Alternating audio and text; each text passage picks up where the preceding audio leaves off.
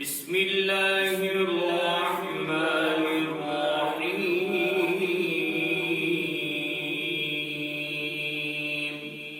محترم سامعین و سامعات، آپ سن رہے ہیں تاریخ اسلام کو۔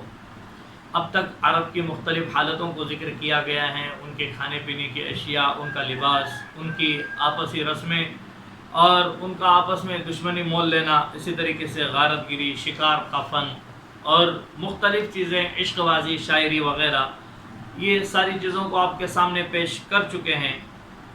اب ان کی ضعیف الاعتقادی اور توہم پرستی کو بیان کرنا چاہتے ہیں کہ ان کا ایمان کمزور کتنا تھا۔ جن دیو اور پریوں کے وہ قائل تھے، ان کا اعتقاد تھا کہ پریاں انسانی مرد پر عاشق ہو جاتی ہیں اور جن انسانی عورتوں سے تعلق پیدا کر لیتے ہیں۔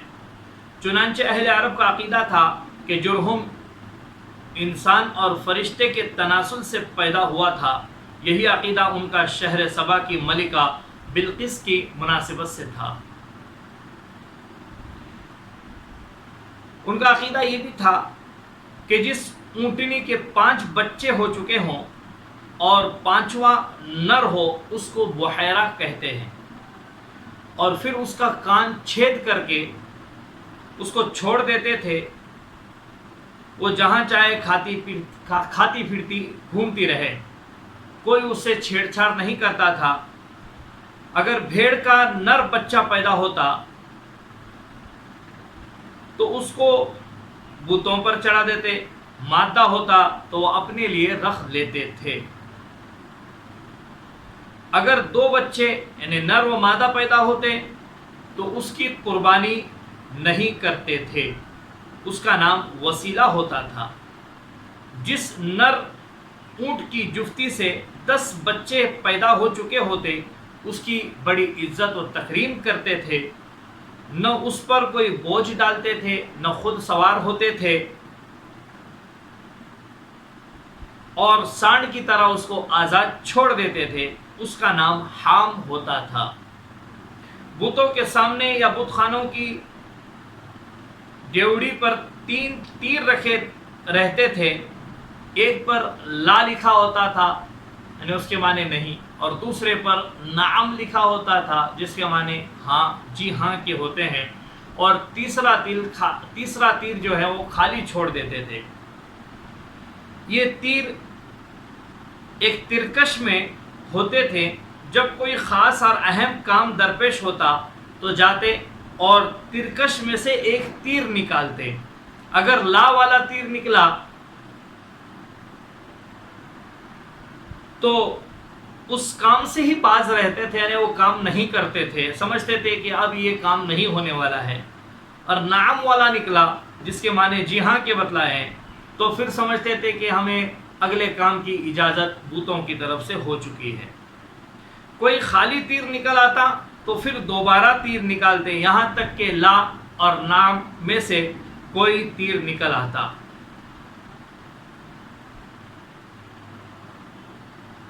ایک درخت تھا، جب کہیں سفر پہ جاتے تھے تو جاتے وقت اس درخت کی باریک شاخ میں گرہ لگا کے جاتے تھے، یعنی جیسے ہم گانٹ باندھتے ہیں، وہ لگا کر چلے جاتے تھے، اور سفر سے واپس آنے کے بعد اس کو دیکھ لیتے تھے۔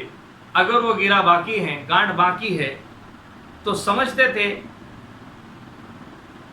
کہ ہماری بیوی پاک دامن ہے، یوں ان کا خیال تھا۔ اور اگر وہ گرہ کھل جاتی تھی تو یقین کر لیتے تھے کہ عورت نے، بیوی نے غیر موجودگی میں کوئی غیر شرعی یا ضرور بدکاری کا کام کیا ہے۔ جب کوئی شخص مر جاتا تھا تو اس کی اونٹنی کو اس کی قبر کے پاس باندھ کر آنکھیں بند کر لیتے تھے اس اونٹنی کی، یہاں تک کہ وہ مر جاتی تھی، یا اس اونٹنی کے سر کو اس میت کی پشت کی جانب کھینچ کر سینے کے قریب لا کر باندھ دیتے تھے اور اسی حالت میں چھوڑ دیتے تھے یہاں تک کہ وہ اونٹنی مر جاتی تھی۔ یہ کام ان کے عقیدے کے موافق اس لیے کیا جاتا تھا کہ مرنے کے بعد یہ شخص جب قبر سے اٹھے گا تو اسی اونٹنی پر سوار ہو کر اٹھے گا۔ ان کا عقیدہ تھا کہ جب کوئی شخص کسی بستی میں جائے اور وہاں کی وبا کا اس کو خوف ہو تو اس بستی کے دروازے پر کھڑے ہو کر خوب زور سے گدھے کی سی آوازیں نکالے تو وہ وبا سے محفوظ رہے گا۔ جب کسی کے پاس 1000 سے زیادہ اونٹ ہو جاتے تھے تو ان میں سے جو سانڈ اونٹ ہوتا تھا اس کی دونوں آنکھیں نکال لیتے تھے تاکہ تمام اونٹوں کو نظر نہ لگے۔ یہ ان کے عقائد تھے۔ کسی اونٹ میں کوئی مرض ہوتا، خارش کا مرض،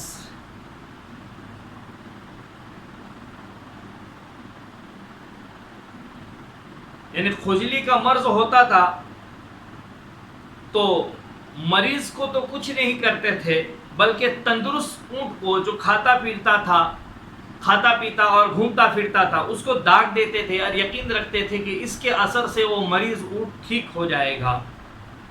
اسی طرح جب کوئی گائے پانی نہ پیتی تو وہ بیلوں کو مارا کرتے تھے، بیل کو مارتے تھے، اور ان کا یہ عقیدہ تھا کہ بیل پر جن سوار ہو جاتا ہے اور گائے کو پانی پینے سے وہ روکتا ہے۔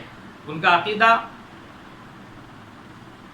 یہ تھا کہ اگر مقتول کا بدلہ نہ لیا جائے قاتل سے مقتول کا بدلہ نہ لیا جائے تو مقتول کے سر سے اور کھوپڑی سے ایک پرندہ جس کا نام ہاما ہے نکلتا ہے، اور جب تک انتقام نہ لے وہ چیختا رہتا ہے اور یوں کہتا رہتا ہے مجھے پانی پلاؤ، مجھے پانی پلاؤ۔ یہ ان کا عقیدہ تھا۔ ان کا عقیدہ یہ بھی تھا کہ انسان کے پیٹ میں ایک سانپ رہتا ہے، جب اس کو بھوک لگتی ہے، جب اس سانپ کو بھوک لگتی ہے تو انسان کی پھسلی کی ہڈیوں سے گوشت نوچ کر کھاتا ہے۔ ان کا عقیدہ یہ تھا کہ اگر کسی عورت کے بچے مر جایا کرتے ہیں اور وہ عورت کسی شریف آدمی کی لاش کو خوب اپنے پاؤں سے رون دیتی ہے، کچل دیتی ہے، تو پھر اس کے بچے جینے لگتے ہیں۔ ان کا عقیدہ یہ تھا کہ جن یہ خرگوش سے بہت ڈرتا ہے، اس لیے جنوں سے محفوظ رہنے کے لیے، جنات سے محفوظ رہنے کے لیے خرگوش کی ہڈی کو بطور تعویذ اپنے بچے کے گلے میں ڈال دیتے تھے۔ دختر کشی کا بہت ہی ان کے اندر رواج تھا، یعنی بچیوں کو زندہ درگور کرنا، یہ اس کو اہم سمجھتے تھے اور اس پر فخر کرتے تھے۔ بنو تمیم اور قریش میں یہ رسم سب سے زیادہ جاری و ساری تھی۔ دختر کشی کر لیتے اور فخر کرتے، بچیوں کو زندہ درگور کرتے اور فخر کرتے تھے اور اسے بڑی عزت سمجھتے تھے۔ بعض گھرانوں میں یہ سنگ دلی یہاں تک بڑھی ہوئی تھی کہ لڑکی جب بڑی ہو جاتی تو خوب میٹھی میٹھی باتیں کرتی، اور اس کی عمر 5 سے 6 سال کی ہو جاتی تب اس کو اچھے کپڑے پہنا کر سنگ دل باپ خود اس کو بستی سے باہر کسی جنگل میں لے جاتا جہاں پر اس نے پہلے سے گڑھا کھود کے رکھا ہو، اس گڑھے کے منہ پر اس لڑکی کو کھڑا کر دیتا اور اس کو پیچھے سے دھکا دے کر اس میں گرا دیتا، اور بچی چلاتے رہتی بچاؤ بچاؤ، لیکن یہ سنگ دل باپ نہ مانتا اور اس کے اوپر پتھر ڈال دیتا، مٹی ڈال دیتا اور اس کو زندہ دفنا کر گھر چلا آتا۔ بنو تمیم کے ایک شخص قیس بن عاصم نے اسی طرح سے اپنی 10 لڑکیوں کو زندہ دفن کر دیا تھا۔ خودکشی کی اس ظالمانہ رسم سے عرب کا کوئی بھی قبیلہ پاک و صاف نہ تھا، مگر بعض قبیلوں میں یہ حرکت کثرت سے ہوتی تھی اور بعضوں میں کسی قدر کم ہوتی تھی۔ قمار بازی یعنی کہ جوا کھیلنا، یہ بھی ان کے اندر ایک عام رواج تھا۔ عرب جاہلیت میں قمار بازی کے بھی بہت شوقین تھے، اور زیادہ تر اسلام کے ذریعے جوا کھیلا جاتا تھا۔ اسلام جوا کھیلنے کی خاص تیر ہوتے تھے جن کی تعداد 10 ہوتی تھی. ہر ایک تیر کا جدا جدا نام ہوتا تھا. بالترتیب ان کے نام یہ ہیں: غز، طوام، رقیب، نافذ، حلس، بل، معلی، فصیح، ملیح، دغد. ان میں سے ہر ایک تیر کا ایک خاص حصہ ہوتا تھا. مثلا غیظ کا ایک حصہ، طوام کے 2 حصے، رقیب کے 3 حصے، اسی طرح ایک ایک حصہ بڑھتا جاتا تھا یہاں تک کہ معلی کے 7 حصے ہوتے تھے. باقی آخر یعنی فصیح، ملی اور دغد کا کوئی حصہ نہیں ہوتا تھا. 10 مالدار لوگ موٹی موٹی بکریوں کو مول لیتے اور ان کو ذبح کر کے 28 حصوں پر تقسیم کرتے. تمام تیروں کو ایک ترکش میں ایک خاص آدمی کے ہاتھ میں دے دیتے.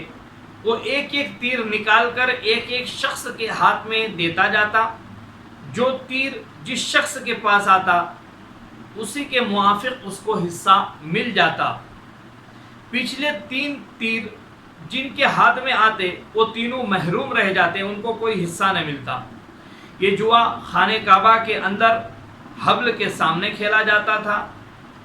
ایک طریقہ قمار بازی کا یعنی کہ جوا کھیلنے کا یہ تھا کہ تھوڑی سی ریت جمع کر کے کوئی چیز اس میں چھپا دیتے تھے.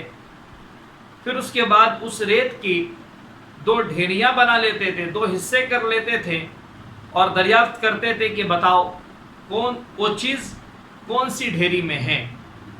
جو شخص جو ہے ٹھیک سے بتا دیتا تھا وہ جیت جاتا تھا اور جو غلط بتا تھا وہ ہار جاتا تھا. یہ عرب کے مختلف چیزوں کو ہم نے آپ کے سامنے پیش کیا ہے. ان کے اندر ایک رواج یہ بھی تھا کہ اگر عورت کو حیض آ جائیں تو اس کو بند کمرے میں رکھا جاتا تھا، اس کے ہاتھ سے کوئی کام نہ کیا جاتا تھا. اسی طریقے سے جب کسی کا شوہر انتقال ہو جاتا تھا تو بڑا بیٹا اپنی ماں سے نکاح کر لیتا تھا وغیرہ. ایسے بہت سارے رسم و رواج ان کے اندر موجود تھے. قرآن کریم نے اور اسلام نے ان کو منع کر دیا. جیسے کہ یہ چیز تھی کہ کوئی اپنی ماں سے نکاح کر لیتا تھا، قرآن کریم نے منع فرمایا وَلَا تَنْكِحُوا مَا نَكَحَ آبَاؤُكُم مِّنَ النِّسَاءِ إِلَّا مَا قَدْ سَلَفَ وغیرہ وغیرہ. تو یہ ساری چیزیں عربستان کے اندر اسلام سے پہلے پائی جاتی تھی. اسلام نے آ کر ان سبوں کو ختم کر دیا ہے. ہم نے آپ تک ان مختلف حالات کو آپ کے سامنے پیش کیے ہیں. آپ سے گزارش ہے آپ سنیں، لوگوں تک پہنچائیں. جزاکم اللہ و احسن الجزا.